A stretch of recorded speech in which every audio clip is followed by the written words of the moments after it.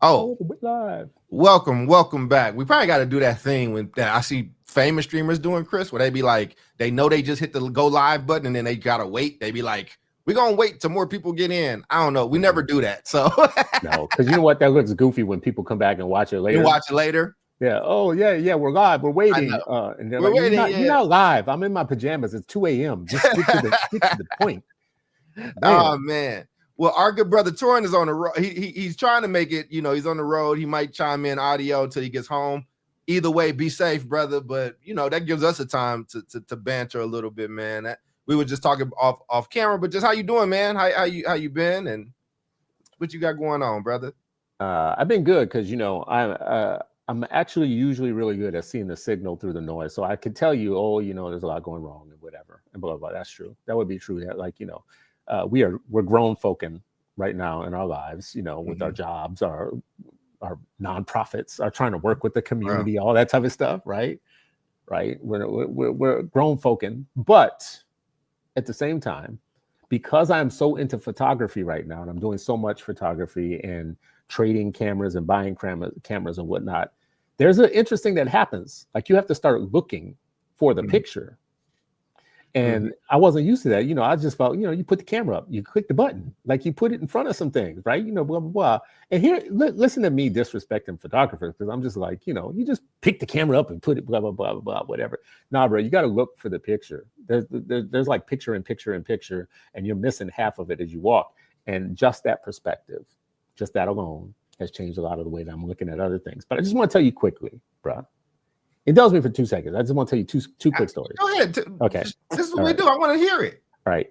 So the first story is, I just told you I'm selling stuff on Marketplace. I'm flipping cameras and selling stuff on Marketplace and tech, phones, laptops, anything, because that's what I love. I love this stuff anyways. I've been watching tech YouTube stuff for years, and I got a backlog.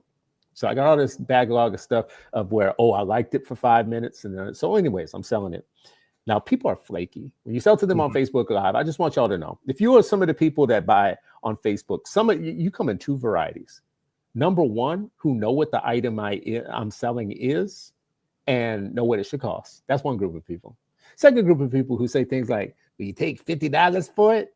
And it's a $1,600, like camera or something like that, whatever. Hey, if they don't ask, they won't know, brother. That ask somebody else. That's what Chat GTP is for, whatever. Anyways, so after a while, I just want to sell the thing. So I meet people in the parking lot of like either library or wherever, sell the thing. Do you have a gun with you when you go to sell these things, brother? No, if I feel like if it's going to get a little spicy, there's a police department that I'll have people meet me there. And if people are like, nah, bro, I'm good. Then I'm like, all right. I'll catch you next time. But yesterday was a library, 3 sales in a row. The first sale came, these folks drove from an hour away to bring me $1,900 in cash for a camera. Wow. And I was like, damn, this is it. That's what you do. Nice. Thank you. Second one was high. I follow up and like, hey, I'm sitting here. You coming? But oh, man, I totally forgot. Okay, anyways, blocked. Plus, I'll rate you badly. So the third one comes, and this is a brother who's been negotiating me all week. First of all, I didn't absolutely know it was a brother, but he's been negotiating back and forth for an iPhone 11 that I have that I'm selling. Okay. And sometimes I'm just like, listen, I don't care at all about this thing. So yeah, I'll take $40.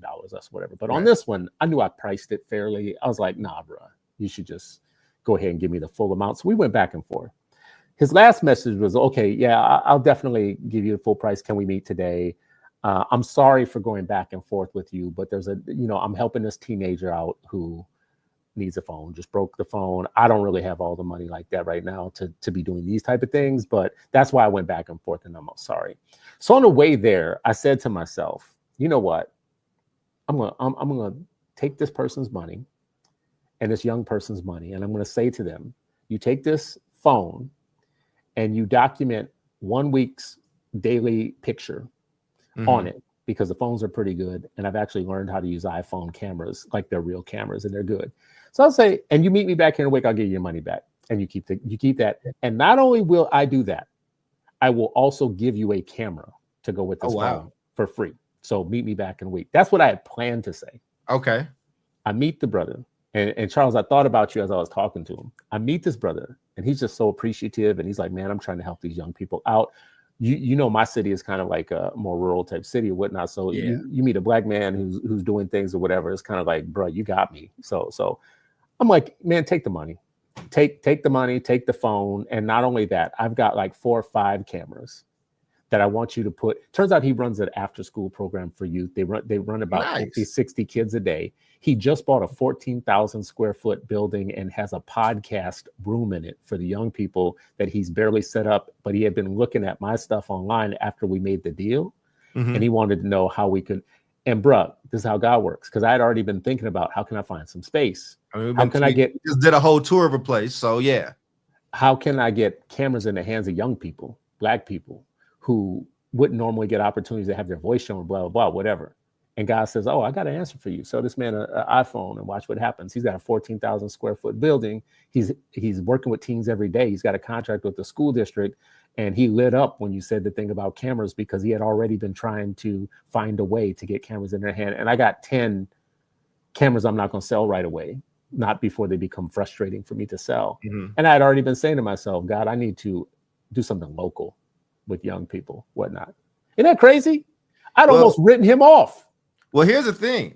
Don't leave that. Maybe God's still working. I was in Nashville. I knocked out a few different things there, but there was a school that we were going to adopt to do our fellowship in. Like we're doing one in Oakland, but we wanted to do another one and we also stipend the person on site about $5,000, but we provide the curriculum, do all that. I fly in, my team flies in, they handle the day to day. They only have to do stuff like once every 2 weeks, and we stipend those young people. If he's interested in that, I mean, I'm not, we have to run our program. So you should meet this connect. I was thinking about you as we were talking, because everything you just said to him would seem like a gift dropping off. Now listen, Mama Toya, I see you in the comments. I forgot I'm supposed to send Mama Toya a camera because she's been wanting a camera. She's been asking Josh, my son, about camera advice, and he's been like, his advice has been, don't buy one. Like they're like a bad life, they're like but I got you, Mama Toya. I got cameras back here. It's like a whole wall of them. It's funny. It's like a wall of these that I haven't used in a minute. Hold on a second, man. I want my people to start taking pictures. I want them to start taking pictures, period. Start using eyesight and seeing things for what it is. First of all, I just want to say, you remember this behemoth? This meditative. Which one is that? This is a Canon EOS T6i. T6i. I got the. I just got a kit on there. I just put the kit on there. Yeah, I got the Sony A series. Which one is that? This is the A6300 4K. That's cool. Yeah, it's pretty good. And then this other Canon, this other EOS mirrorless or whatnot. Which one is that? It's the mirrorless joint, the M200. It's like a good little starter camera. You can flip that one easy. You can flip the 200 and the M50 pretty easy. And the Sony for sure. I mean, like the Sony. Yeah. The good thing about the Sony is that you can put any Sony lens on it and it's going to act right. And I got, and I paid on them Sony lenses. I paid. That's what it is. Supposed to do. Them damn Sony lenses and I got Canon lenses too, but the Sony ones, Sony. So. When photography, they have a saying. The saying in photography is you date your camera body, you marry the lens. Yeah. So those lenses are interchangeable. Yes, Toya, Mama Toya, we're gonna send you a camera. I got one in mind for you, lightweight and good and nice focal range on it. Anyway, so that's story number one. We're doing this media stuff. We're doing podcasting stuff, and it has been bugging me how I was gonna do that locally, because I come home from being on the road and from doing this work. I'm a civilian at home. I don't want to get involved in a lot of stuff, but that changed this year. Anyways, that's story number one. Story number two is I had a project I was going to do with my photography. I was going to go ride the bus, and I was going to get off on random stops and take pictures and tell people stories. Do some humans of my city type thing, whatever. Now there's this building in downtown that is the central bus stop that looks, it's got kind of an old world look to it. So it's great for pictures, like architectural. So I took some outside pictures of it. It looked beautiful and whatever. And then I went inside. Now I got a $7,000 camera I'm doing with this. I'm testing out that day, right? And it's supposed to have all these big, beautiful kind of like colors that pop off or whatever. So this building is the perfect building for it. So I go in and I realize I haven't ridden the bus in years.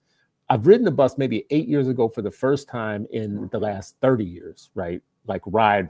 I got on a bus and rode. And so I look up and there's the fares there, and it's a little complicated to me, but one looks like a day pass. So I figure, okay, I'll get a day pass, but I don't know how I'm going to do that yet. I take 2 pictures, and the supervisor comes up to me and he says, "What you taking pictures for?" And I'm like, I'm doing street photography. I'm taking some pictures, you know. Well, why are you taking pictures?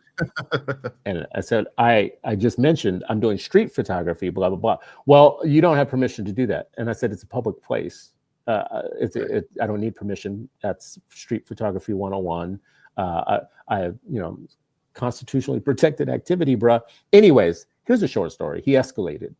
From that moment on, he escalated. And I kept asking him, do you have any infraction?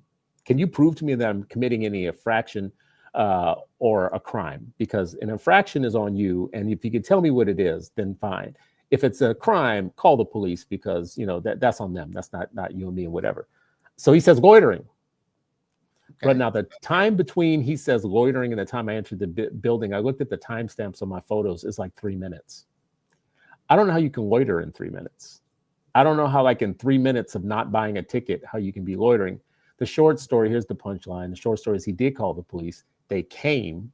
They told me, you're leaving right now. You're trespassed. You cannot be on any Metro bus property or buses for a year. You are trespassed for a year. If I catch you here again, I will take you to jail. This is what the police say. I'm thinking, this is weird. This feels like an edict. Like, where's the paperwork? Like, how will you know a year has gone by? Like, this feels really bizarre. Anyways, bark at me, move, dare me to do anything. The whole, you're either going to go to jail, you're going to get moving. As I'm walking away and saying, like, all right, I don't feel like this is going to end the way y'all want it to end, but do whatever you got to do. At one point I asked him, is this not really how you want to use your authority? Like, if anybody gives you some authority to do something, is this how you want to spend it? I'm so shocked right now. Like, I'm like, I'm not even, I'm just like, I'm trying to understand the logic. Like, it's like, are y'all sure? Yeah, because, like, if I had authority anywhere at any time, this would feel like a waste of it. But anyways, whatever. But anyways, walking behind me, barking at me, move faster, that type of thing, whatever. And then when I get to the edge of the pavement, pulls out his phone and takes a picture of me. And then the supervisor from the bus station and the 2 cops go and convert with each other by the car, whatever. And there's this whole MAGA sense of, you know, you're looking at them, you feel like they really felt like they did something. This is the I peaked in high school thing. And I put the Negro in his place type of shit or whatever. Now, I'm sure they don't know is I like to make projects of these situations, right? Because I feel like this is a teachable moment, not for me because I'm taught, but I feel like for Jethro and Jethro, this will be a teachable moment. And I'm laughing. I'm laughing as I walk away, right? Because I know they didn't got themselves. They didn't get me. They didn't got themselves in a piece. But I just say this to say, how many other people are going to face this exact same thing from them? Just get thrown out of place, get trespassed. The thing that was rich about taking pictures there was that there were people there that were everyday people. Some of them had a lot of their stuff with them, getting on these buses, whatever. Can you imagine being trespassed from the bus when that really is your transportation? Not when you have cars at home. Sucks. I mean, I got cars to go home to. I got a car a block away, right? I'm looking at these other people there, and I'm like, man, y'all probably do this all the time to people. Anyways, I'm sorry. 2 long stories. I don't think it's too long. I think, but you're making me think about old adage, it's expensive to be poor. Like, it's expensive to be poor. So what people are like, what does that mean? Well, like, if you got means and you get a speeding ticket or a parking ticket, that's right. You pay it, you deal with it. When you're poor and you get the speeding ticket and you got to go to court, and then there's things that have to happen. And if you don't pay it by this time, it balloons and it keeps ballooning, or your car gets towed, or, you know, then, you know, let's say you got into some trouble and that happened with your car, and now you're like Chris and you get banned from the bus system. Now go tell your parole officer that. Say, I am banned. And my man said for a year. The bus. He said for a year. He said for a year, and I'm like that feels a little arbitrary there, Jethro. Like, and how will I know a year is up? How will you know a year is up? I'm gonna need some sort of documentation here. Whatever. There's gonna be some other light-skinned cat that get pulled off the bus because they didn't I tell you? Like, I'm not no idea who you are, sir. I'm not incredibly a unique looking dude. Like, there's more than one of me floating around out there, and I've seen it before. Like, because there was a flyer up, a poster up once of a serial rapist, And I swear it looked just like me. I saw one of the posters up. I was like, I gotta That's go what home. I won't even share, brother, but I hear continue. I'm just telling you that, well, they caught my man, but I'm happy. Like there's these times where I clap for you getting caught. Clear my face. Right. Anyways, well, listen, those are my stories. That's how I'm doing. How you doing, brother? Man, I'm doing well, man. Like you said, running these companies, it's a lot. And I'm gonna be full of bad takes today. For y'all that don't know, Chris usually he names it. It's like a thing, like Chris's bad takes. But I am one of them. Yeah. I am trying to be smarter though, because I still run a company. Mm-hmm. I have staff. I have people that are beholden to me that I have to be responsible for.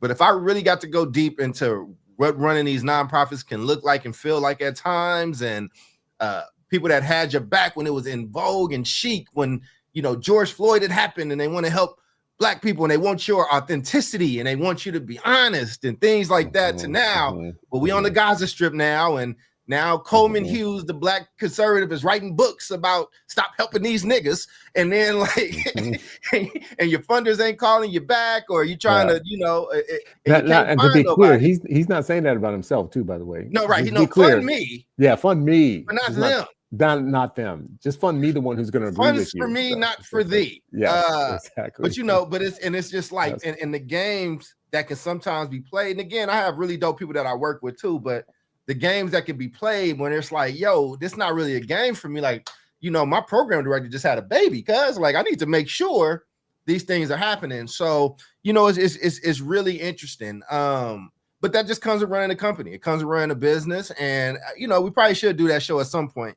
But one of my bad takes, my first ones, is we got to stop telling the truth out here. We got to start doing like other people, like other groups, and just separate it. I think Black people, specifically Black people of color and young people, we're in this truth era where everybody just saying a business and it's just the truth. And I think that there are certain swaths of people that are still like, I'm gonna make you feel like this is the truth, but I'm not giving you the truth. Just what I'm telling you, if you're watching, be smart and vigilant with your truths, because once you put them out here, they are out here. And what might end up being 5 minutes of entertainment for somebody else can be something that follows you around, for a while, which is going to run into my story. But I don't want to start there yet. I know there was a few different things you said you had on your mind, just as far as like story wise. But what has been on your mind since last week? Like, what's the topics that's kind of caught you, in your crawl? Like, what is it? Man, it's always something, right? It's always something with me, but I do want to go back about discernment, because you just made a point here. So where is it? Let me find this. The whole thing around pearls and swine, right? We are responsible to share the good news. We are responsible for people's response we're not responsible for their response to the good news. Pigs don't appreciate pearls, and some people don't appreciate what Christ has done for them. Our job is not to force conversations that cram the gospel down their throats, because you can't send your pearls to swines, and this is biblical. So when you talk about stop telling the truth everywhere you go, stop putting your stuff out there all the place, blah, blah, whatever. Just think about pearls and swine. Just stay to yourself. This is a pearls and swine violation. I am violating pearls and swine. They don't go together. There's pearls and there's bacon. You don't put the two together. You wear the pearls. You can't wrap pearls in bacon. It can't be bacon wrapped pearls out here. I mean, you wrap bacon on everything else, but because that's how good bacon is at times. Sorry to my Muslim friends. It'd be weird to watch somebody wearing pearls eat a pork chop, right? Go to the South. Go to the South on a Sunday after church. Andre 3000. I said pearls. I said pearls. I didn't say marbles from like Five Below. I said pearls. Not a nice little pearl. Yeah, man. They go brunch. I said pearls. Knock it off. Listen, one of my stories is not actually in one story. It's in multiple stories. But I go to a Jesus reference just now because I found on a rabbit hole, and there's a whole group of emerging Black, I won't call it gospel, but Black next gen influencers, Christian influencers, with some real deep conversations. I watched some that are like down in hip hop, and in they're definitely next gen, whatever. And they're arguing about like stuff like, well, why would you practice the white man's whatever, and religion? And then you'll have another one jump in and be like, that's the dumbest thing I ever heard. As a matter of fact, there's a book called Africa's shaping of white Christianity or whatever, something like that, whatever. These are deep conversations. I was like, I didn't know we were having these conversations. I didn't know. I thought we completely divided, the flock and the unflocked. I thought they were going different directions. And I thought the flock was losing, was getting beat up, all kinds of places and ways, My man in one of these said, pull up a picture right now. And he named the dude that taught Elijah Muhammad, who was a white European. And I was like, bro, this can't be true. Now, first of all, if you're Muslim, double Muslim, triple Muslim, any of those, I got no smoke.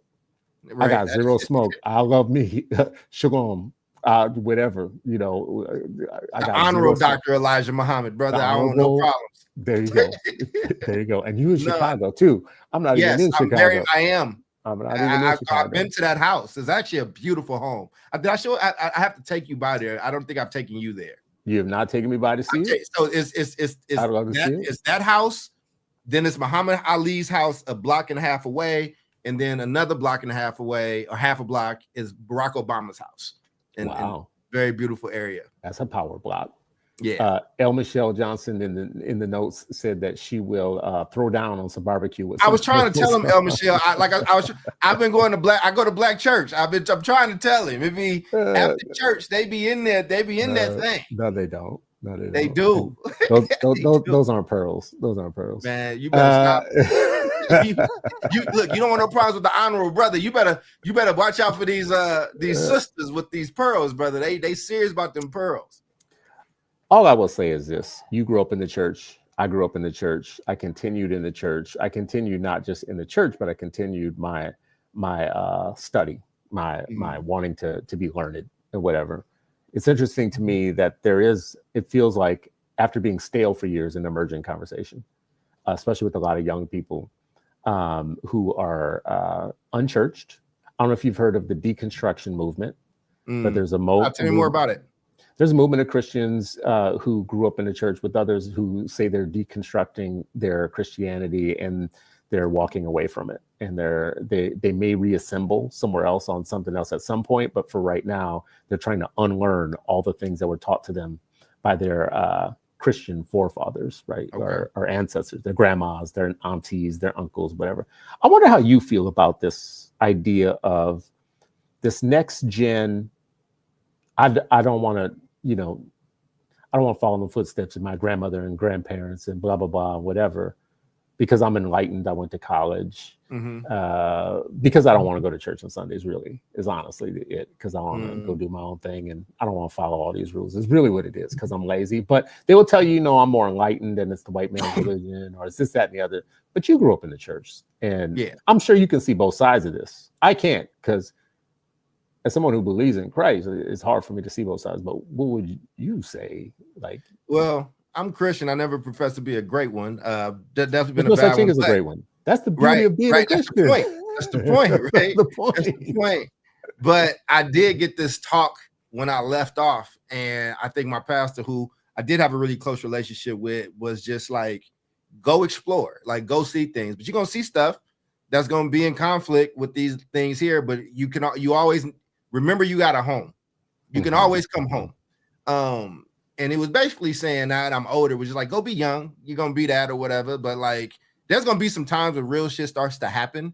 And this place is gonna be very unfamiliar, but there's always gonna be a place here. He passed away a few years ago, but he was super dope. But so I think that we're in a time where there's so much information out there, and there are no real like authoritative sources that I think it's a lot of people are just confused, right? Look, people have always disagreed, but when Walter Cronkite came on and said, this is what happened, for the most part, Walter Cronkite. You love Walter Cronkite. I do. Not Ed Bradley. Like I told you, Ed Bradley is really the one, right? Mike, I'm telling you, man, watching my grandma, I never seen this woman behave the way she did when when the Ed Bradley came on. We all had to be quiet. I think she just liked the way he looked, but I digress. But what I'm saying is there's so many things. It's truth is just fleeting in a lot of different ways. And I think college is that time where you're trying to find people, and people just rebellious, right? Like it's that whole. So I don't know, bro. But I had people around me that were like that. We are becoming a less religious society in a lot of different ways. But I think honestly, with all the stuff that's happening, I think you're going to see a resurgence in its own way. It might look a little different, but people are going to need something to kind of hold on to. And regardless, I think religion has been that for a lot of people. It brings when you see the power and how it brings people comfort. Like, and what did it for me is, one, I believe in what I believe in. And again, this ain't a religious podcast, y'all. You can believe what you want. Like, it's all good. Y'all know I'm a heathen. I'm working on it. But one, I believe in it because of my grandmother. I saw it. My grandmother never preached at me. It was just the way she lived. And she was just always happy. And I didn't know why she was happy, because we was in really bad situations. But I saw her kindness, and I was like, and every time I said something about it, she would say, that's God. So, that's where I came in the game at. Like, so everybody don't have that. You know what I'm saying? And I do think that there is a group, though, that have been done bad in the church. When y'all know, I have my me and you both came from radio. I had a show on like a Christian station, even though the show wasn't necessarily Christian. But in that, we had a lot of guests that had been abused in the church and just what that did to them. And I think that those voices got louder and stronger and louder. And I think that it kind of extrapolated in a lot of different ways. And one, those stories were just horrific and terrifying. And two, like, I just think young people are always trying to assert their independence, which I understand. And here's the thing: if this generation is all atheists, I think their generation after is going to have a lot of spirituality. I just think that that's how, it's like two positives of a battery with parents and the next generation. They push away from each other. So those are my kind of scattered thoughts. But I'm not surprised by what you said. One thing I would just like to assert why I think this is an important question is because the Black church, as a central institution and figure within Black life in the Black world, was responsible for a lot of things that make us strong. The fraternals were the ones where you got your money and your loans when banks wouldn't loan to you, right? Like, it's where you got your insurance when insurance companies wouldn't cover you.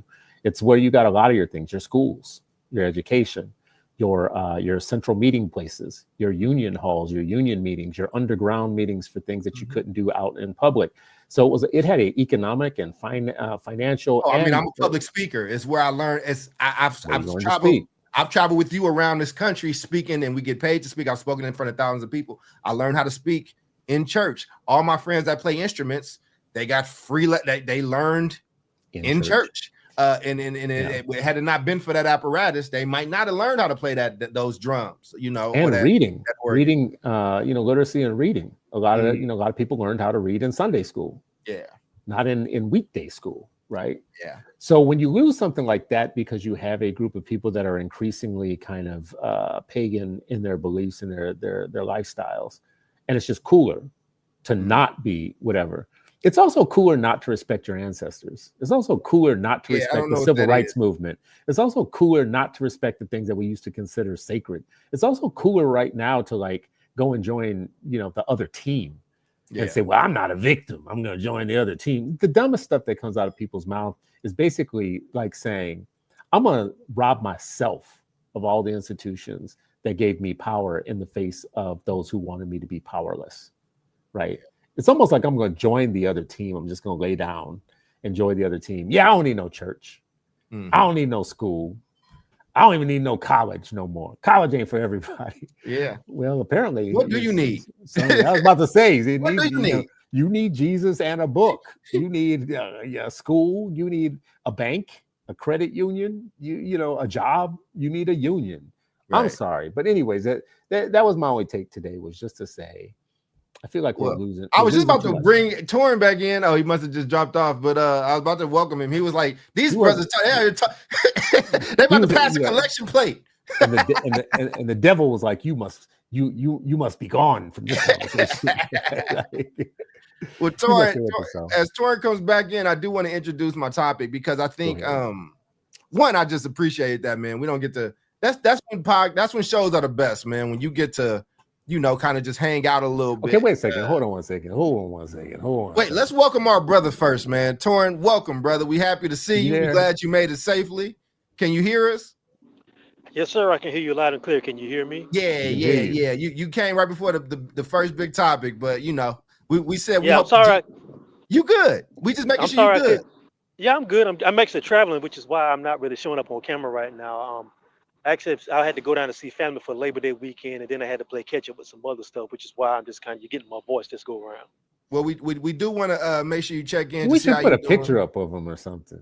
I you know what, man, StreamYard, I'm not prepared to do that right now. Next time I'll be a better producer, y'all. I promise you. I don't think you do it. He can do it on his end, but that's okay. He can do it on his own. Yeah, we could go with this. And Torrin, if there's anything you need me to pull up, just drop it in our chat. But I wanted to get into some of these topics though, right? Because Torrin's topic is around PJ Washington and Brittany Renner, and then my topic around Shannon Sharpe and Ray Lewis.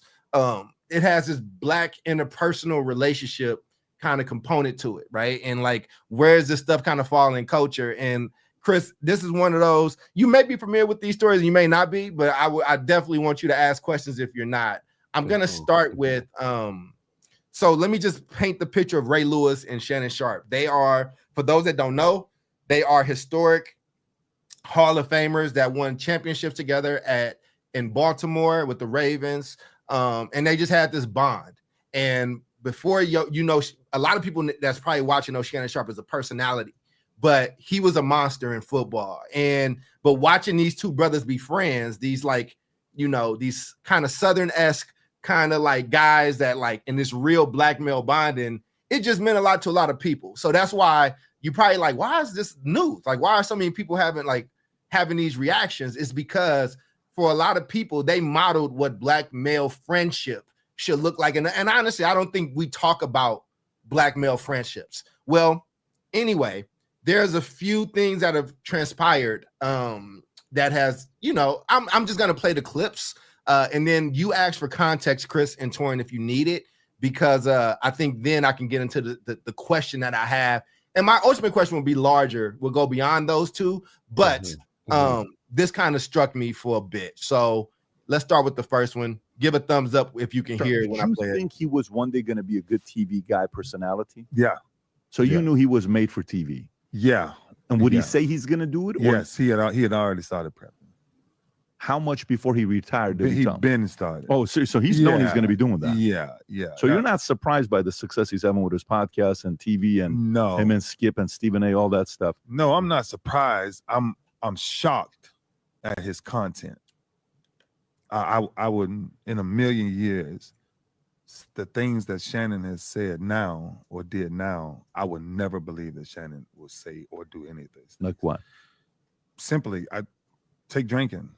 Shannon, in my entire career, I've never saw Shannon with a drink. Ever. Like it was against the law, right? Because he had some stuff in his family that he didn't want to follow that. And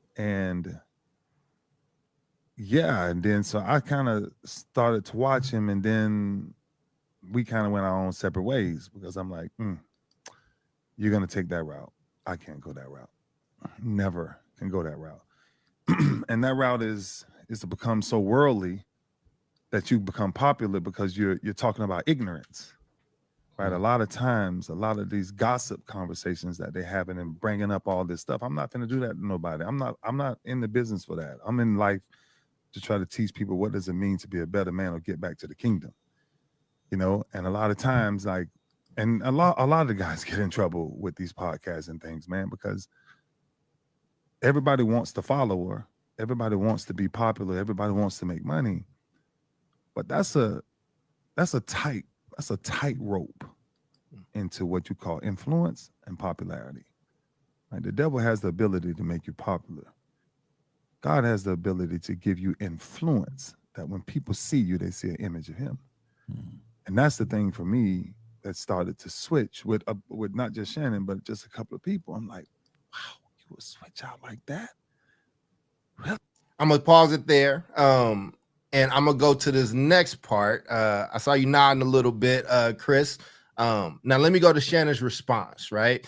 It's just taking me while I pull up Shannon's response. Why don't you what did you hear? How did you take in what he was saying? I get the angle that he's coming from. He's coming from a responsible and a Christian angle. I get it, right? And we talked about this in the last show. This Godfather rule of you don't sell your own people poison, right? So the liquor stores, the loose lifestyle stuff that we sell ourselves, the music that we sell ourselves, whatever, that trains us to be worse people, to be degraded, low-level people. I get his point there. I don't get why he's saying it in that room to that audience on that podcast. Let me go to Shannon's response. Okay. And there's a little more context I can give you after this too, right? That might. And wait, hold on 1 second now, just for record, because I'm terrible sometimes with the facts. That's not the brother who deleted his wife, is it? He had a murder charge that he beat. I don't know if it was his wife. I don't think it was his wife.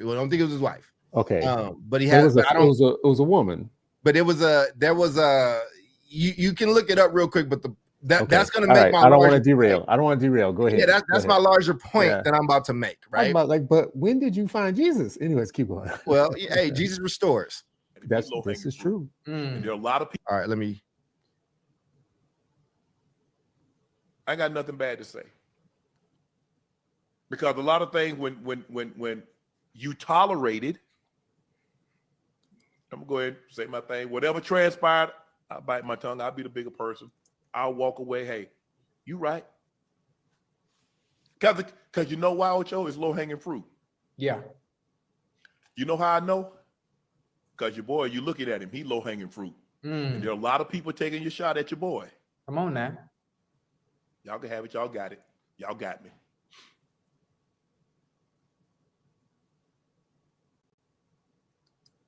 It's all right. Yeah. It's okay. It's okay. We're going to be all right, OJ. Yeah. That trivia say we're going to be all right. Yeah, I could have told you that. I could have told you that. I've been telling you that. Yeah. So everybody want to pile on. Everybody jump on now. Hey, we got him down, Ocho. We got him down. The best time to, hey, let me get my lick now. Everybody want to get a lick now because when your boy was doing good, you hear a lot of people that have a whole lot to say. Everybody got something to say. So one, shout out to Chad Johnson, Ocho Cinco, who is, I think, just a really good friend. Now, the reason why I did all that is because is he a friend of both of them?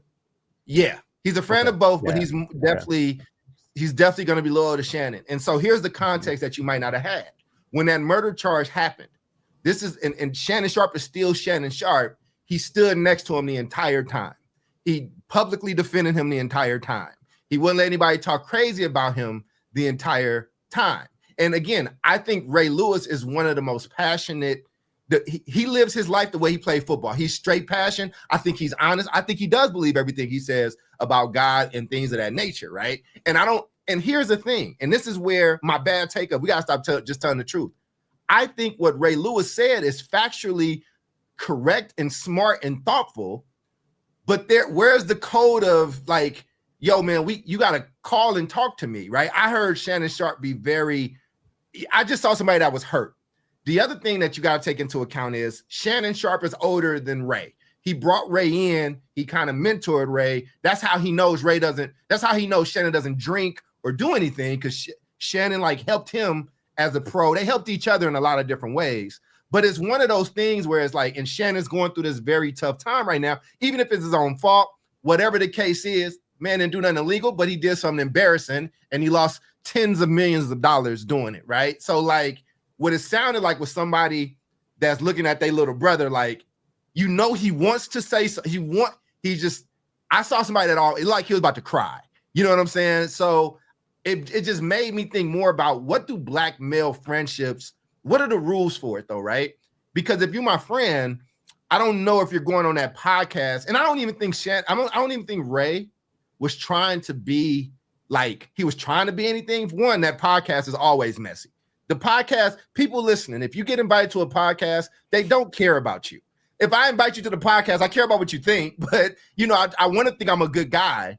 But for everybody else, that's content. This is your real relationship, and but it sparked something, Chris, that I was interested in. I wanted to talk with you and Torrin about. I saw a lot of black men react to it, and we had a lot of strong reactions to it. I wouldn't have thought, like, if you had told me without me seeing it that was gonna happen, I'd be like, oh, whatever. But seeing it, where it's like, damn, like y'all were like really good friends, and they still can be. I don't think there was anything that couldn't be repaired there, but it just I just saw it have an impact on a lot of black men talking about friendship, and I've never seen that online before. So I just want your takeaway. You're the OG. You know, you've had. I'm younger than you. You've brought me into things and kind of helped guide me in a lot of different ways. And there are certain things that even if we're fighting, even if I'm right, I'm just not going to go public and say about you, or at least talk to you. Everything he said about Shannon, he could have said to Shannon, and they could have worked it out, which they have before. So I just want your sage wisdom as my OG in this. Like, how do you break this down? Like, how do you help me understand this better, or your takeaways? Like, you can be right and be wrong at the same time. So first of all, I don't have any sage wisdom on this because I feel like this is so messy. This has got so many different things competing going on. So it's hard for me to even put them in order, the things that are getting on my nerves about it. The first one is to be a black male Christian who wants to be a leader in the realm of male leadership, right? Like, this is how we are as men. We're supposed to live good lives, blah, blah, blah, we're that. Now, you walk in a conservative, white, right-wing podcast that routinely spreads misinformation and looks for black people to come and tell on. Is that what he does? I don't know that podcast super well, but all the clips I've seen have not. They've been on some shit like this. So that podcast is very popular. It's Rogan-esque in its level of influence. It's got the same kind of the same demographic of disinterested about black people audience that all those other podcasts do. So the only reason you go there to deliver a message like that is not because you've been baptized by Christ, right? Like, you've got a message to say, because what you said is absolutely true. If you're in the Christ spirit, Christ tells you to settle your differences on the way to court. Doesn't say go to the biggest court in the land of misinformation and accuse your brother of whatever, right? So a phone call. You feel that way about him. Why listen, you invite me on to this podcast. I'm famous for sports. You want to talk about sports? Let's talk about sports. I was in sports once. Do you remember that? Like, why am I here talking about this, brother? So that's the first one. The second part of it that really is getting underneath my skin, just about the whole thing, is you're also someone who you told me just look it up, Charles. I'll look it up, right? You know? Yeah. It's not like you've been a choir boy. Right. It's not like you've been a choir boy. So I don't know what the purpose of this is, like, crapping on your homie like this. And then the last thing I'll say, this is also where it gets messy, is I was about to say in the beginning, if you got something like that to say about your boy, say it. Don't say it in public and to so many people, to a million people, whatever. But at the same time, I would say it doesn't feel any better to get stabbed in your chest or your back. Right. That's true. So, like, saying it behind my back also is just as bad in some ways, just on podcasts, more people hear it. But behind my back, listen, we have dealt with cats in our realm. The reason I trust you so much is that there's not a thought in my mind that you're out somewhere about to stab me in the back, and that there's a great freedom in a friendship where that's the rules of the game, right? Like, that trust. He just broke all kinds of trust. Not just with the person that he's doing it to right there in that moment, but to everybody else who says, "Oh, that's how you move." Well, cool. I guess I don't need to be close to you either, right? Anyways, I would ask you. I throw a question back on you. What do you think he has to gain, though? What does he have to gain?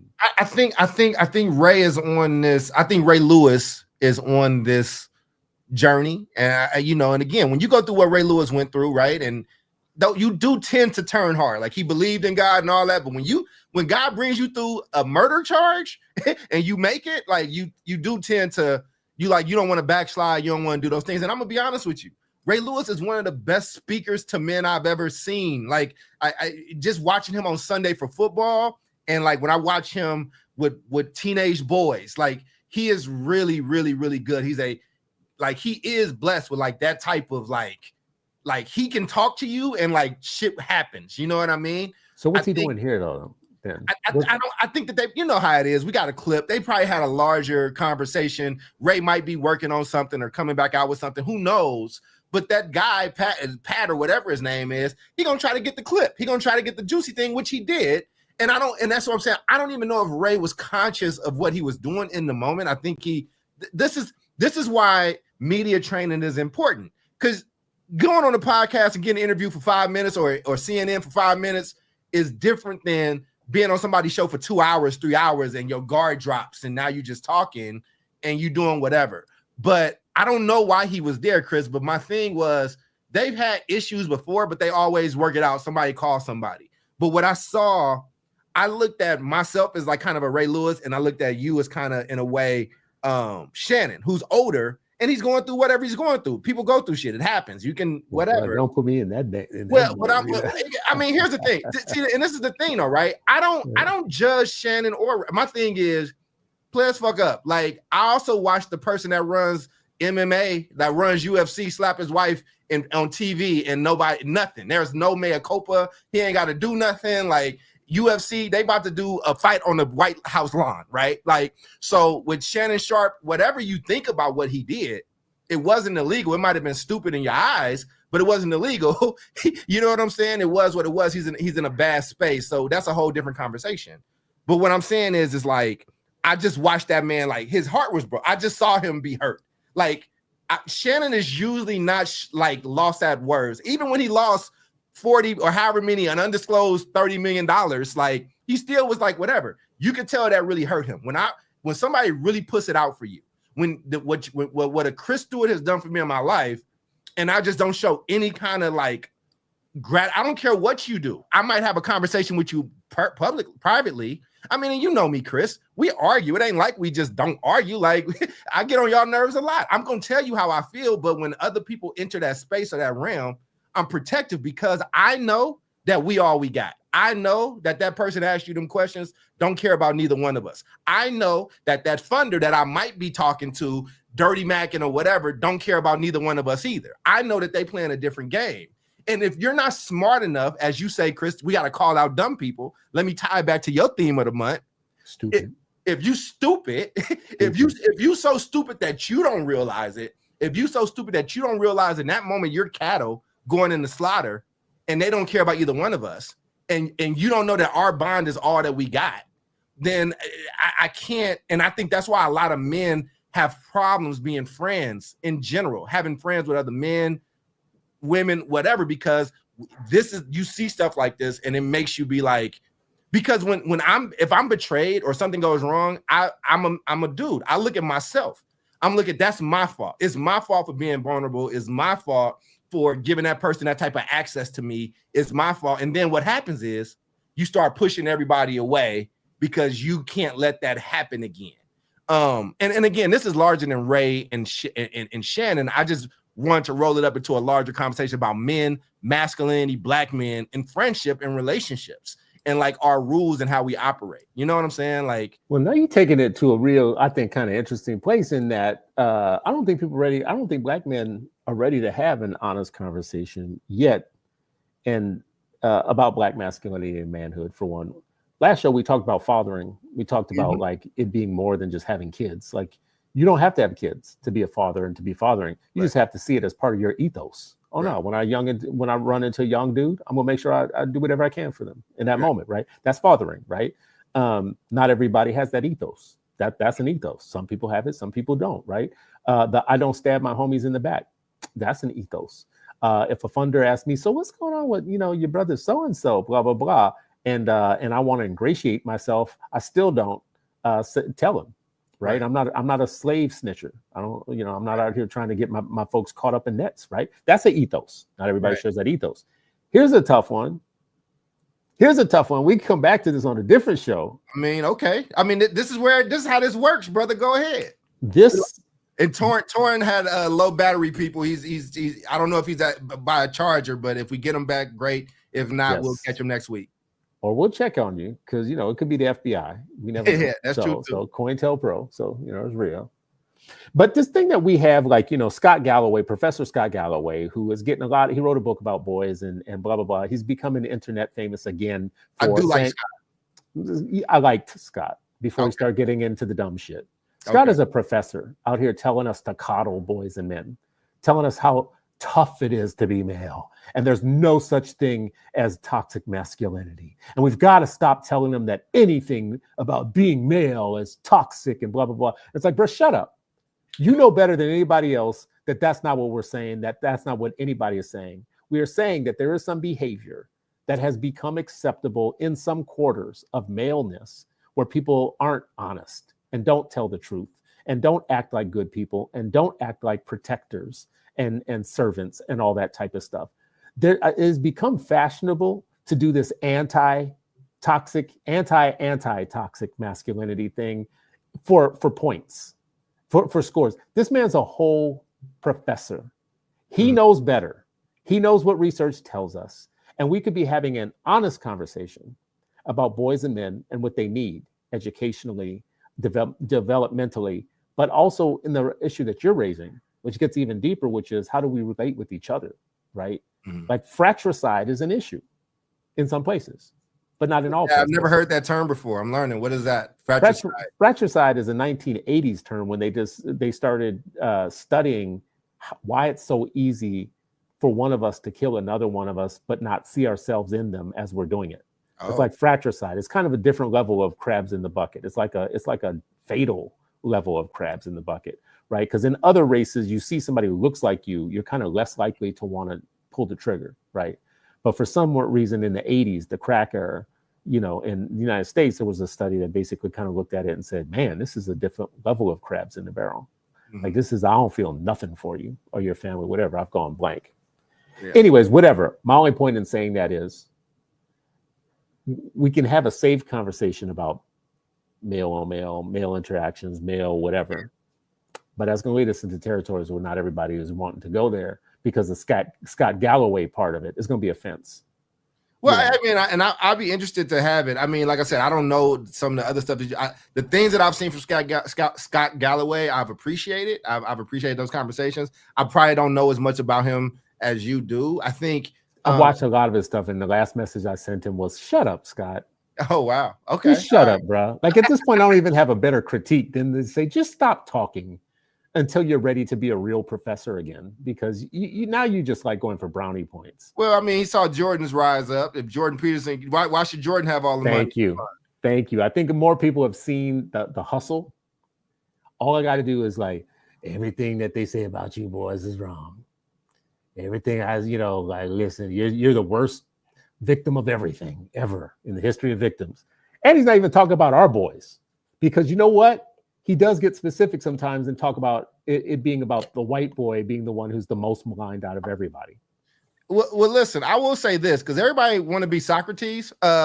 People forget how Socrates died. Well, first of all, people forget that he's dead, but go ahead and educate us on how he died. I mean, Socrates was eventually accused of poisoning the minds of the youth, and he was murdered. I mean, he was killed. He was executed by the state. So. Well, now I don't mind them as much aspiring to be Socrates. Now that you told me that part, I'm like, Scott, I don't wish you death, Scott. I take Scott. I got to see those things. I got to see those things for myself. But what I've seen, I do want there to be more conversation about it, because I did hear a lot of stuff, right? When I wanted to hire a black male program lead, I wanted to have my program team be black men leading this work. And there are a lot of people that pulled me to the side and was like, you can't do that. Like, if you can do it with all women, you can do it all black women, all brown women, or whatever. But if you're going to do this with black men, you're probably not going to get funded. And I'm telling you, it was one of the most disheartening things that I've heard. And we have struggled to, like, it was really interesting of what they expected from us to do. But before I veer totally off of this black male friendship thing, though, right? I think rules are being rewritten. I think it's like, what are the things that the ethos, like you said, that you have? So mine is, me and my brother can fight. We can fight all day.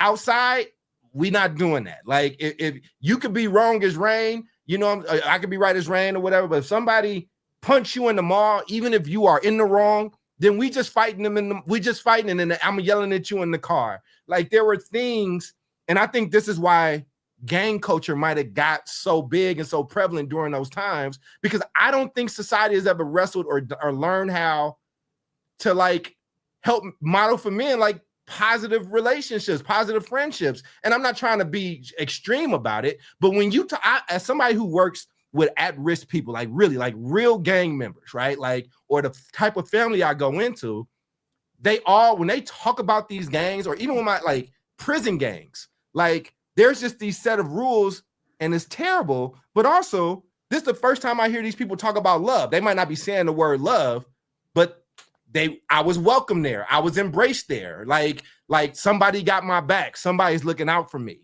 And we have failed as a society when men feel like they got to go and either be in a gang or on a sports team to be able to feel that.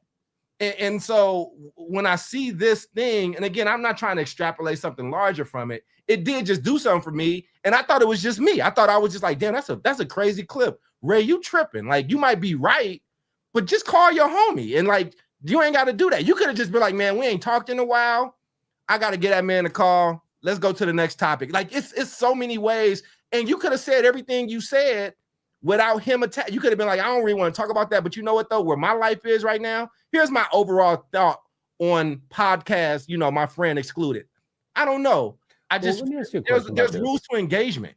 You raising like a huge like question right there around like, so why do men like reach out to gangs and podcasts and podcast bros and sports and all of the least thinking places for any type of guidance towards who they want to be or where they want to go, versus there's a whole other universe of men and male spaces that aren't as stupid as those places? Well, entertainment, hip hop, blah, blah, blah, blah. The smartest of the smart in some of those places are dumber than some of the dumb in other places, right? You know, maybe try and show up to a goddamn science club for 5 minutes once. Yeah, see, y'all gonna get me pissed off. Because like, listen, you know, like, I don't know why we stupid. We keep reaching out to stupid people for our advice. I don't know if you reach out to the gang. I think it kind of just happens in certain ways. But I mean, I think, you know, maybe you don't reach out. Listen, I don't know the protocol, but I will say this. I'll answer in earnest. I'll answer in earnest. I'll answer in earnest because you like, I play sports and that's the most camaraderie I've ever felt in my life. And it's because I'm being physically pushed. I'm being mentally pushed. We fighting, but we're coming together like to kind of battle this thing. My brother was in the army and fought in 3 wars. Like he's my best friend, but there's also a different bond that you have with somebody when you go through a war, right? Like, it's just, I understand that. But then I think about when 8 Black Hands at the beginning of that, like, I think that was a pretty strong bond. And you know me, I've been in this Black Men's Book Club, which I think is smarter than a gang, right? But I don't miss it on Saturdays. Like, we just were in Colorado. We had real work to do. And y'all had to excuse me for 2 hours because if I don't get that time with those guys where I can be myself, I can be honest, I can just be around these dudes, you know what I'm saying? And they're different type of guys. One of them is older, you know, there's some fathers in there, like there's some cats that don't have kids, but we mesh in a way. But it's harder to build friendships, bro. Like, and this is where if Scott Galloway didn't, you know, get on your nerves at this point, right? Like, I think we have not nurtured healthy male relationships in general. And the ones that you do see winning are kind of toxic. I hate using toxic. I think toxic is an overused term. But like, you see like Kaisa not in his group, right? All the streamers. Crack gets a bad rap. See what you just said is exactly like crack. I keep telling you how crack has ruined my life multiple times. And a lot of people will tell you how toxic masculinity ruined whole families. That's true too. I mean, that's true too. But I think, I mean, like I said, I do want to do that toxic masculinity talk. After we get through this, if you want, we can, since we don't have Torn for his topic. But I just think when I'm watching this, it was so disappointing to me, and it's hard to articulate because they had the type of relationship that you look at and you're like, man, that's dope, man. It's so dope seeing that what they've been through, knowing their stories, and that they get to enjoy this together. I've been watching the Cowboys documentary. Another one of these cats that I love, and he's a crazy, wild dude. Even now, he's trying to calm down, but he is who he is.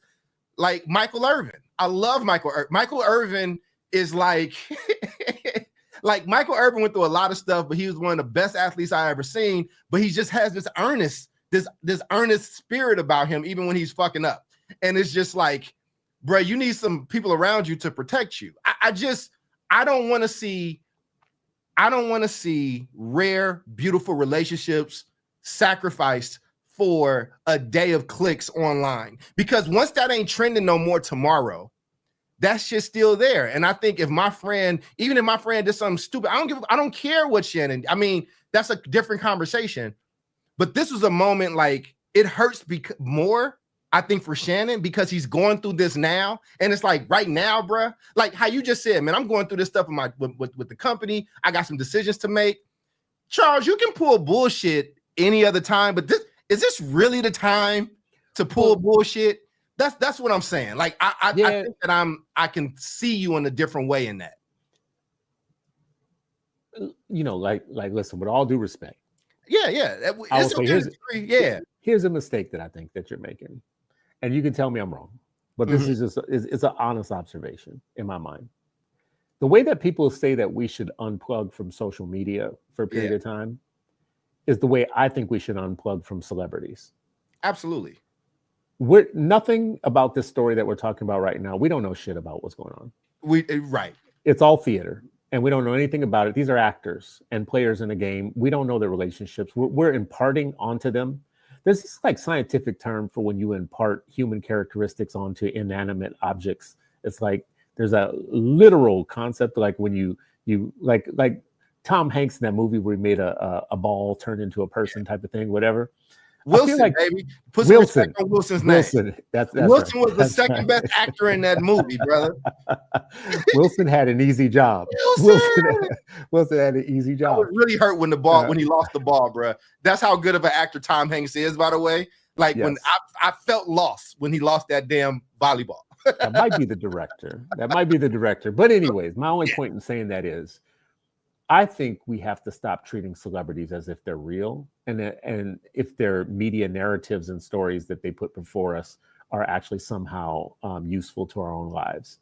I actually feel like they are the greatest distraction from us finding our real growth as individuals and as people.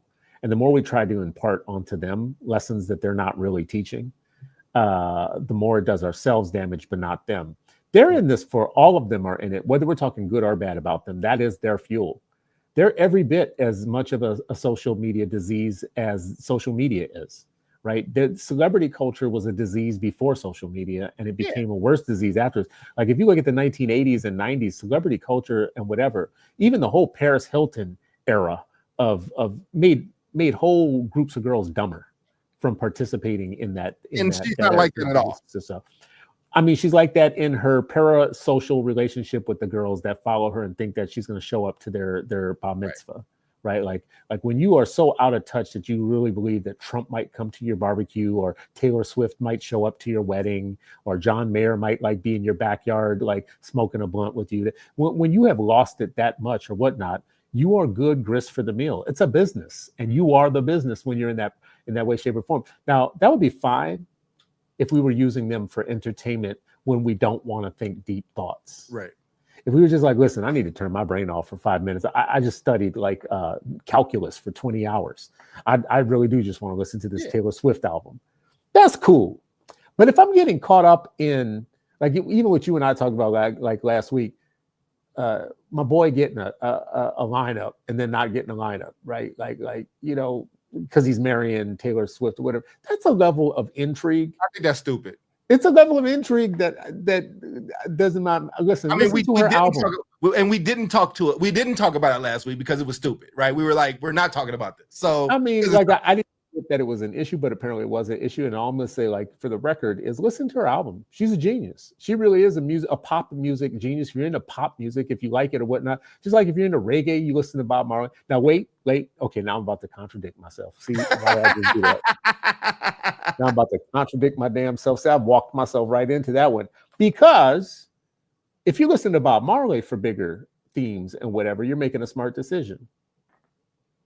Because Bob Marley literally is teaching directly from the Bible and from revolutions. Yeah. Right? And history, whatever. So that's a little different. That's not Taylor Swift. Yeah, and I don't disagree with any of that. Like I'm not even, and again, it wasn't the celebrity aspect for me. It was the interpersonal aspect for me, right? And listen, I'll root for some of these people. I'm not taking political cues from Shannon Sharp, from Ray Lewis. I'm not taking political cues from celebrities in that way. I mean, that was one of the things we were talking about last week. Like, I'm not even interested in the story in that way. I'm interested in it because you know me and you know my psyche and my makeup. You know, when we were just in that business meeting in Colorado, there was a lot of names y'all was naming. I was like, I do not know these people. Like, you've seen me come into this game. You've seen me make a lot of people that I thought were friends or whatever. And then when shit got rough, like, you saw me kind of break away from everybody in that. And I kind of just keep to myself and to my own. This just kind of resonated for me. Change the names and the players. It resonates for me just as a Black man that's in this space that doesn't have a really strong relationship. Like, for instance, I truly love Toya Algren. I love her in real life. Like, I know that woman knows me. That woman knows personal things about me, right? Mm-hmm. There's not many things I wouldn't do for her, right? Like, and if I had an issue with her, right? Like, there's no part of me that can see myself going on a podcast and just torching her, especially when she's going through one of the toughest periods in her life. That's how I'm reading that, Shannon. That, you get what I'm saying? Like, so I agree with you on the celebrity stuff. That's not even a point of contention. You know, I like when we have points of contention. But I agree with you on the stupidity of how we are with celebrities. But again, that's the kind of world we live in. What I'm trying to get to, though, is us. Toya said you cussed her out. You said what? Mama Toya said you cussed her out. Did I cuss you out in public, Toya? Is the question. No. What I did was I pour into Mama Toya because I think she's greater than what she even knows, and her skill set that she doubts herself on.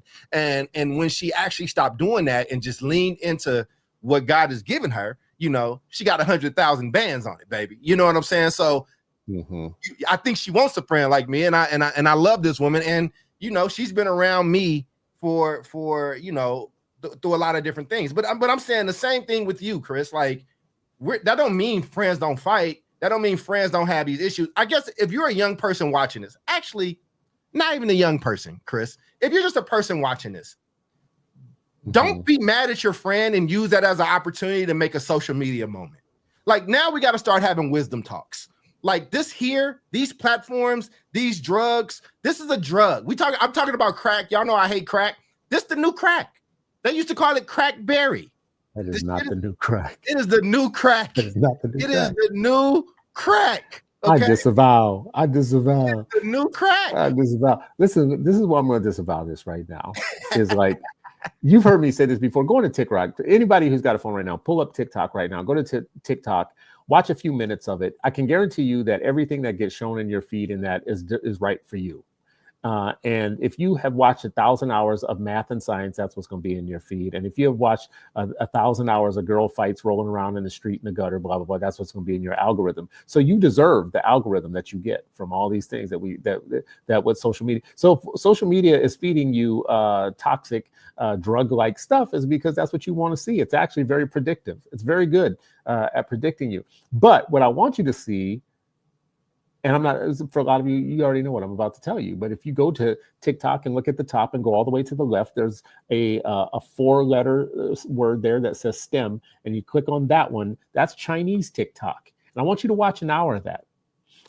This is what I want you to do as a assignment. I want you to go watch an hour of actual Chinese TikTok. It's just in English, you know, it's English stuff. And see what they're feeding their own people. See, this is that you know, your movie, Godfather, keeps coming up again. Don't feed your own people the heroin, right?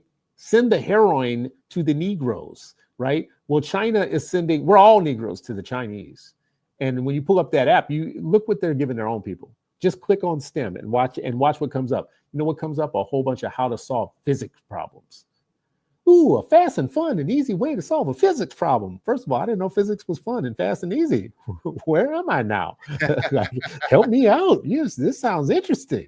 Yeah, and you watch 5 minutes of it, you're like, oh, okay, see, I was raised wrong. This ain't even for me, right?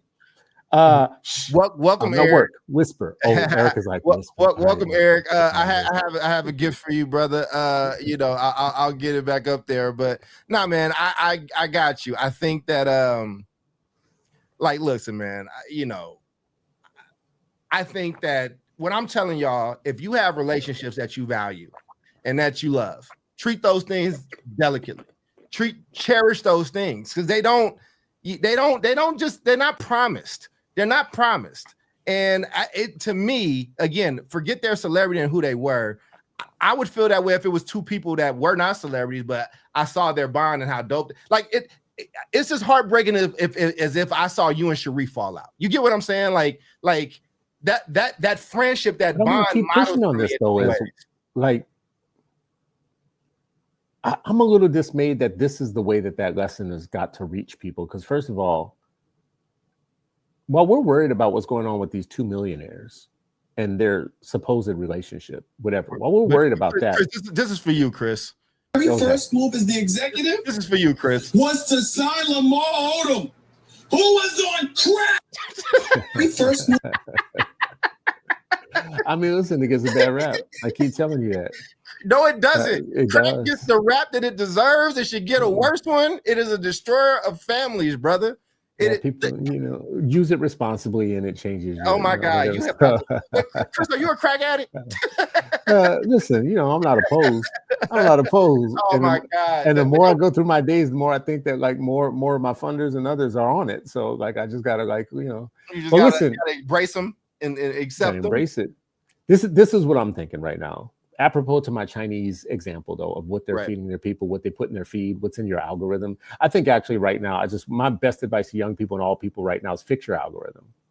Fix your algorithm. The president of the United States right now, as we are speaking, is literally attacking Black citadels of Black civic life, Black economic strength, and whatever. Going after DC and trying to marshal and take over DC is not an accident. And doing the same thing now into Chicago is not an accident. And also threatening now to go into New Orleans. Now, see, this is where it's going to get real for me. Because listen, if Chicago and DC don't want to stand up for themselves and want to kind of like be petty, well, I guess, Trump is tapping into some good stuff. That ain't going to happen when it gets to New Orleans, because we don't have people in New Orleans that are ignorant to the fact of how stupid that is, right? Like this man, like you have one of the largest Black wealth strongholds in DC when it comes to an upper middle working class group of people that is like our citadel, one of our now there's going to be somebody who's going to listen to what I just said and say, yeah, but I don't like them because they're whatever, they're sedity, they're this, they're that, the other, blah, blah, blah.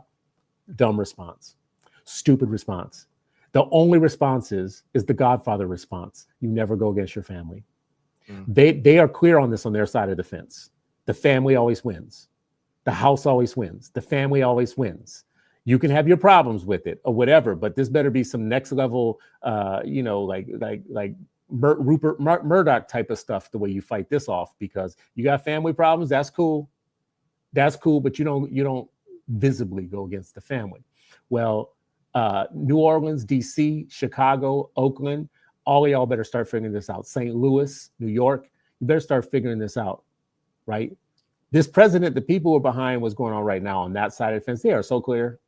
They're so clear. They are not distracted at all. They're 100% clear. There is only one thing in this world that matters, and that's power.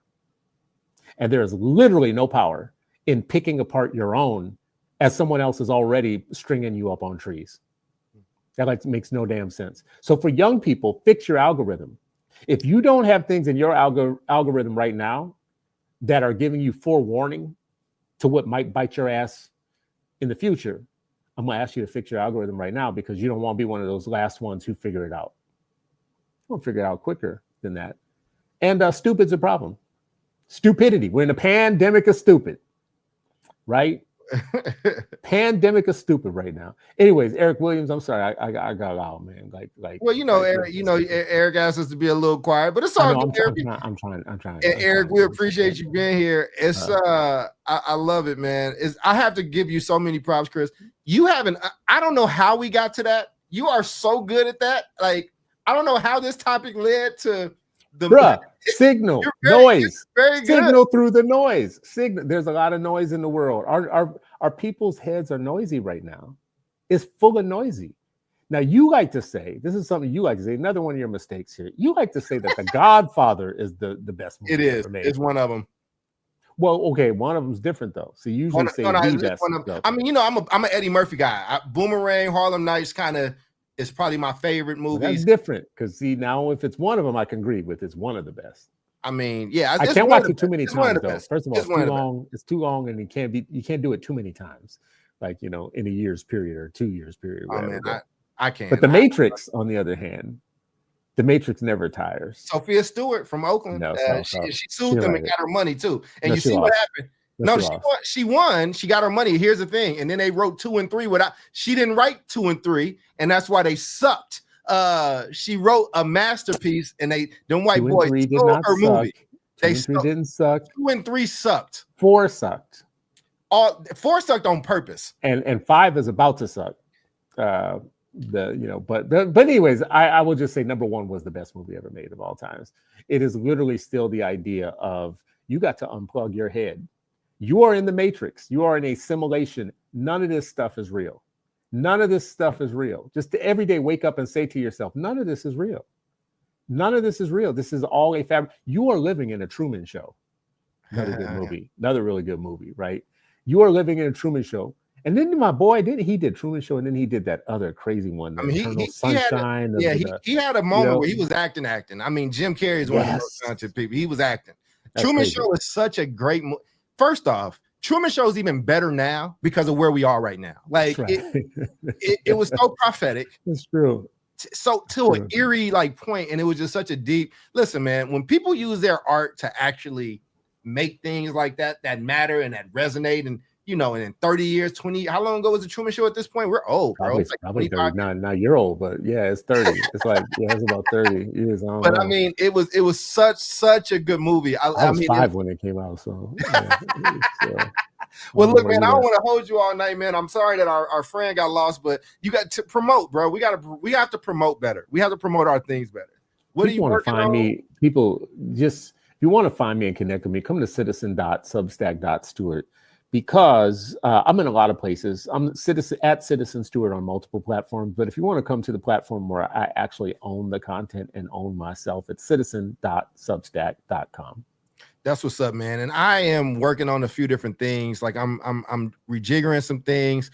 Like you said, Chris, I think you should bring your radio show back. I just do. I just think it was just really dope. Now. Coming back now. I hadn't said this to you, but I should say it. So we had the last episode of the Citizen Stewart Show with the Branch Media last week. So now the Citizen Stewart Show will be moving. I'm looking at the inaugural next season of the Citizen Stewart Show, putting it together right now. It probably will be rebranded in terms of the name a little bit, not much. Mm-hmm. So just look out for that. But stick with me if you want to find out about all those things that we're doing. Nice. Substack is going to be the place, and also for podcasting and for radio and that type of stuff. Yeah, I've been trying to use Substack more. I got to get more into writing, but I've been putting these shows there. My announcement, a lot of you know, some of you don't, but I came from radio. Like I said, I used to have a talk radio show for about 4 or 5 years and really missed the medium. I think that, Chris, you've been talking about going back analog, and I some things I'm taking a step back on too. Like, I'm like, you know what? I used to have these Apple podcasts, or I used to just listen to them audio only, and I want to get back into that. So I will be launching with your producer, Tommy. Thank you for that connection. We will be launching Color Commentary with Dr. Cole very, very soon. We did the first episode. The first episode is on, I should leave that up there. I get to promote better. The first episode is on. He didn't tell me he was going to be using visual aids. I mean, all right, but go ahead, keep going. I don't want to stop you. Man, hopefully we can just have our own media company, Chris. I think that's what we just need to do. Let's just claim it in the name, right? We've been biblical. We've been in that realm. Let's just claim it, right? But I think, one of the things that I wanted to do with this is I do think there's so much fluff out there. So the concept between Color Commentary is the first part of it. The black and white news is old school, like my favorite people, Ed Bradley and them, but it's just the facts. Here are the facts. And if there's a visual representation in the clips, that's in black and white. But then when I go into my commentary on it, it's in color. I played basketball, color commentary is like a thing, but we just been kind of playing on it. And, hosting a show by myself, and hopefully I get to bring in friends like Chris and other people with a really well-produced audio podcast, an audio experience, I'm really excited for it. You know, I know he's not always your favorite person, but one of the people that really inspired me to get back into audio only outside of you was when Dave Chappelle, Talib Kweli, and Mos Def did their audio only podcast. But it's one of the most beautiful produced things that I just saw, right? With the music, and it's so well produced, Chris, that they released it on vinyl. Like when they do your show, like a radio show on vinyl. So I just want to get back to the essence of things. But you know, I know everybody out there is in a season, and listen, if you out there struggling right now, everybody's struggling. A lot of people are struggling right now. Not everybody, but a lot of people are. I'm gonna just say, for me, hang in there. You know what I'm saying? Hang in there, have a plan for yourself. And this is where that toughness is developed. Like all the people are all these times that we disrespect our ancestors and all that stuff. Well, now you about to be tested in a certain type of way, whether it is Trump coming into Chicago, which I think is going to be very interesting if it actually happens. I don't think it will, but if it does, I think it's imminent, and I think it's actually going to unite Chicago in a way that Chicago hasn't been united. What I'm saying, for people that are not familiar with this place, there's going to be a lot of fireworks, is what I'm trying to let people understand and know. I think, but you will be tested. Like industries are. And listen, industries are starting to fade. There are going to be some industries that go away and new ones that emerge. Just it's not the first time this has happened. There was a point in time in this history, Chris, and I will stop this little preaching thing, but I shared this with some young people and they said I should share it on a larger platform. And I was telling them because they were worried about some stuff and they thought it was only happening to them. And I said, there was a thing called a Great Depression that happened. I said, there was a 2-year period where the roads were filled with horses. And then in less than 3 years, and that means that was people that were blacksmiths and people raising horses and all that stuff. And then that industry completely went away when the auto industry came and people adjusted. There are going to come these times in life. And if you are one of the young people, a lot of my young people are watching this because I know that they watch this show. What I'm telling you guys, like, hang in there. Like, you know, be in touch with yourself. This is where you do need relationship. Who do you love? Who knows you? You know, and this ain't the time if you beefing with your parents or your aunts or whatever. You know, my assistant just lost her father, and just watching her kind of go through that, man. Like, you know, even, you know, she's a little older than me. I'm just telling you, have your relationships, hold the people that you love closely. None of this stuff is promised, and I know I'm getting older in this stuff, man, but I do want to leave with like that little bit of wisdom of don't let your ego and your moment, like, you know, hurt you for the rest of a lifetime. And that's advice that I also need to take myself. But I defer to you to close us out, Chris, because you are the sage of the day. And people listening, you're so full of it. All sage means is you old. That's just like, see, that's all that means. Like you need to go get some Ovaltine and go to bed. You know? It's nasty. Ovaltine is disgusting. That's how we know we different generations, because you can tolerate Ovaltine. Is not nasty. It is disgusting. It is not disgusting. And neither is powdered milk, by the way. Actually, powdered milk is. Anyways, this is what I say. I see that we got a comment here from Bobby M. If y'all ever want to hear a smooth voice, you got to go to Bobby M's educational podcast that he has. I've been on it before. He's been on mine. He follows all of us, and we've all been in the same place before. He's in our comments right now. Y'all got to go like check this brother out, because if you want to hear a smooth voice and delivery, like that's what he's got going for himself. On top of it being smart and entertaining and educational content that he is, because he's an educator. I want to bring this up to say, my network, your network, Charles, is full of Black men doing things and having a say. And there's nothing wrong with any of us except for the lack of strong enough connection and networking, because there is a network of smart, educated Black men putting content out into the world that's fun in some cases, that's straight up technical in other cases. I don't know if you saw this. Did you see Trevor Noah just interviewed? I had a moment. This is a geek out kind of, and all that stuff I said about celebrity before. See, yeah, you know. But hold on now. Just knock it off. Don't get ahead of yourself there, Jeff Rowe. Just chill out, you know. Marquez Brownlee was on with Trevor Noah. Yeah, I saw that.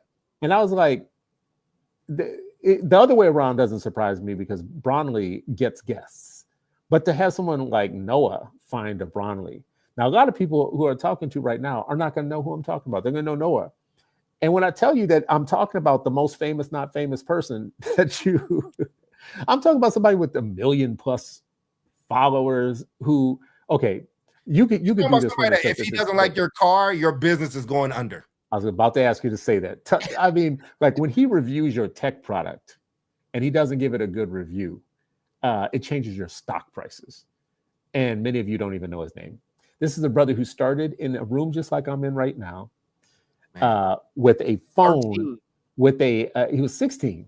Oh, he was really young. He was really, I think he was younger than that. I think he was like 13. Was 16, I think, when he did his first YouTube video. He was 26 when he became a millionaire many times over, right? So in 10 years.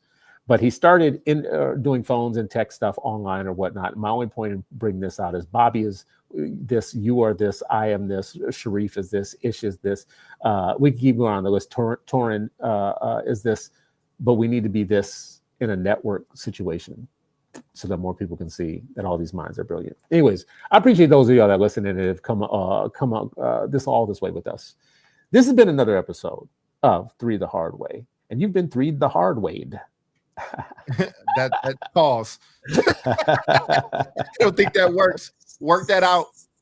I like the contrast too. I like the white to black and black to white, like with in the shirts. We didn't plan this. That was good. That's serendipitous. The revolution will be literate. Shirts available at citizensteward.com. Go get it right now. Go get it. Absolutely, man. Well, appreciate y'all. Yeah, man. Y'all take care of yourselves, each other. God bless. And look, we're gonna need each other in these times that's coming up. So, learn some relationship. We didn't get to resolution on this black male relationship thing, but I think starting the conversation was important. Thank you for indulging me, Chris. Have a good night, brother.